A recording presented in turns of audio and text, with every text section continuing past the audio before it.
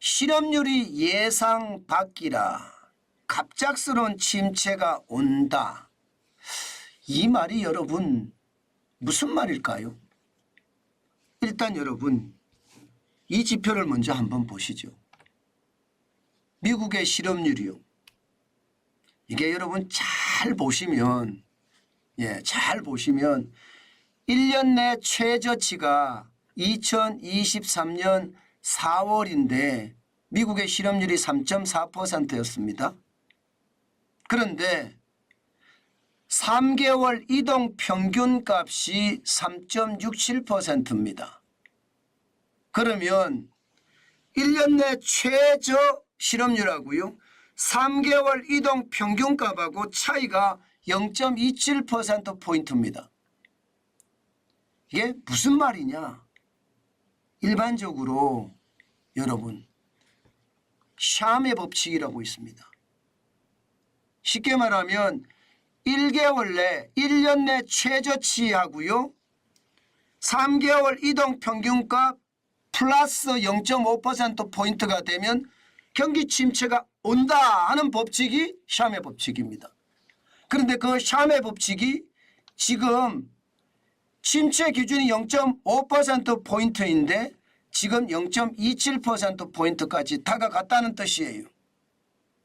이것은 어떻게 생각하면 여러분 경기 침체가 갑작스럽게 터질 수도 있다는 이야기를 지표가 이야기하고 있는 겁니다. 실제 말입니다. 데이비드 로젠버그 회장, 데이비드 리서치라는 죄송합니다. 로젠버그 리서치라는 경제 분석 회사를 운영을 하잖아요. 바로 이 데이비드 로젠버그가 실업률을 봤더니 이거 봐라. 갑작스러운 경기 침체가 올 수도 있겠는데 지금 현재까지 시장에서는요. 경기 침체는 없다. 심지어 무착륙이죠. 무착륙. 경기 침체는 없이 넘어갈 수 있다. 이렇게 이야기해요. 이자가 이렇게 높은데 미국은 기준금리가 5.5%예요. 대출금리도 6% 7%예요. 그런데도 경기 침체가 없다. 이렇게 넘어갈 수 있다고 이야기했거든요. 일부 시장의 전문가들은요. 연착륙, 약한 침체가 있을 뿐이다. 이렇게 이야기를 했습니다. 그렇지만 또 일부 전문가 내지는 투자자 내지는 경제 분석가들은요. 경착륙이 될 수도 있다. 그것도 최악의 경착륙이 될 수도 있다. 이런 얘기를 지금 하고 있거든요. 그 대표적인 주자가 데이비드 로젠버그 회장이 아닐까 싶어요. 그런데 그 데이비드 로젠버그가 샴의 법칙이라는 실업률이 1년 최저치보다가 3개월 이동 평균이 0.5%가 많으면 침체가 온다는 그 법칙을 가지고 미국 경제가 침체가 온다. 이렇게 지금 설명하고 있습니다. 어떻게 생각하면 여러분 이게 3개월 이동 평균값이 3.67이지만요.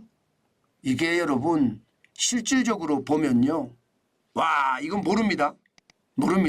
실제 지표입니다. 실제 지표를 보면 2024년 2월에 3.9%죠. 그리고 2023년 1월에 3.4%입니다. 이게 4월에도 3.4%거든요. 1년 내 최저치가 3.4%라는 뜻이에요. 이것은 0.5%포인트 차이가 나죠. 여기에서 말입니다. 경기 침체가 온다는 이야기를 하는 겁니다. 이게 지표라는 게 더 특히 말입니다. 이게 지표 중에서도 추세선의 지표라는 건 거짓말을 안 하거든요.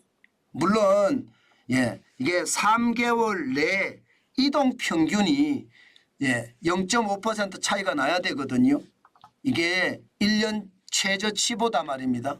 그런데 1년 최저치하고는 조금 차이가 있지만 그냥 1년 내 최저치 3.4%하고 1년 내 최고치 3.9%하고 비교해 보면 0.5%포인트가 차이가 나니까 이게 갑작스러운 경기 침체가 덮칠 수도 있다. 이런 얘기를 하는 겁니다. 저는 이렇게 말입니다. 경제 분석가나 경제 투자자들이나 혹은 말입니다. 실질적인 주식 투자자들이나 이런 분들의 이야기를 제가 굉장히 귀담아 듣거든요. 왜냐하면 그들은 실제 투자를 하고 있고요. 또 분석을 한 다음에 이게 그 분석대로 투자를 하시는 분들이 많거든요. 그만큼 돈에 대한 투자이기 때문에 민감하게 연구하고 조사했을 거라고 보고요. 그 민감한 조사가 경제 현실에 맞다고 저는 생각을 합니다. 그러니까 샤메 법칙이 이게 3개월 평균으로는 이게 맞지 않았지만 한 달 대 한 달 최저치와 최고치를 비교했을 때는 샤메 법칙이 이미 먹히고 있다 이런 뜻입니다. 만약에 말입니다. 만약에 3월에 미국의 실업률이 4%를 넘어선다 이러면 경기 침체는 충분히 올 수 있습니다. 그렇기 때문에 여러분 진짜 조심하시라는 말씀 계속 제가 드리는 거예요. 게다가 말입니다. 데이비드 로젠버그 회장은요. 이야기를 많이 합니다. 지금 실업률 자체가 지난 1월에 괴물 고용 지표라고 이야기하면서 35만이 넘었었다. 그런데 수정치가 나왔는데 22만 9천으로 나왔다. 이건 뭔가 문제가 있는 것 아니냐. 지금 이렇게 이야기하거든요. 이렇게 수정치가 나왔다는 것도 말입니다. 굉장히 충격적이고요.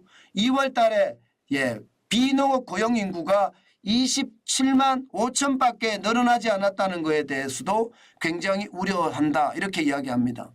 괴물 고용 지표가 없어지고 35만 적어도 3천 명의 1월이죠. 1월.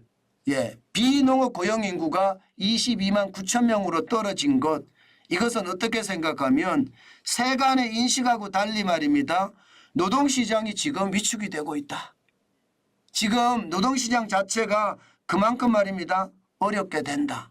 뭐 정부가 이야기하는 의료라든가 혹은 정부 부문이라든가 요식업체의 고용은 강세지만 결국 기술기업들이 줄이고 은행이 줄이고 해고가 엄청나게 일어나고 있다는 것.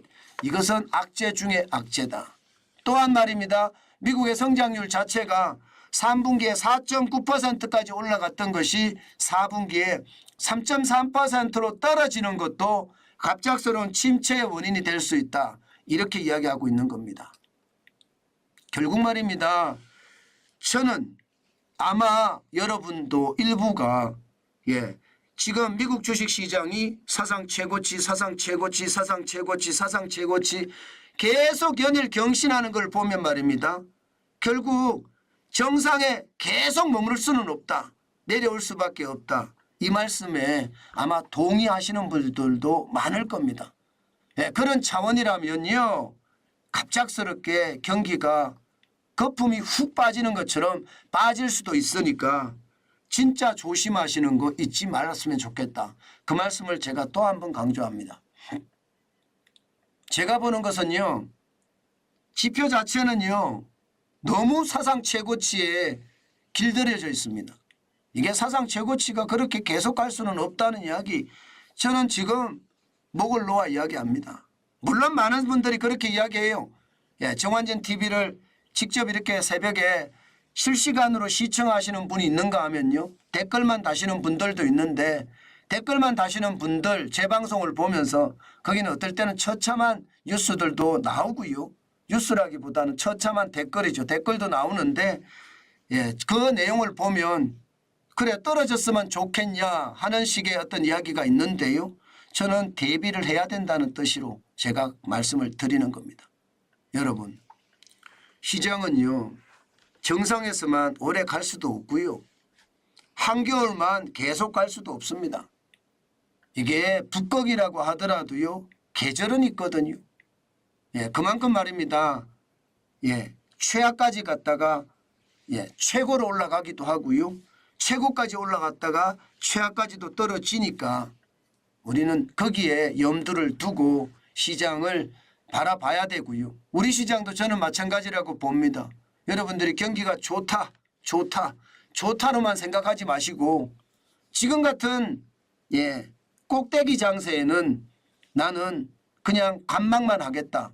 이런 생각을 조금 넓혀보는 것은 어떨까 저는 그렇게 생각을 합니다. 시장을 관망하는 것, 멀리서 바라보는 것 지금은 굉장히 중요하지 않을까 또 한 번 강조해 드립니다.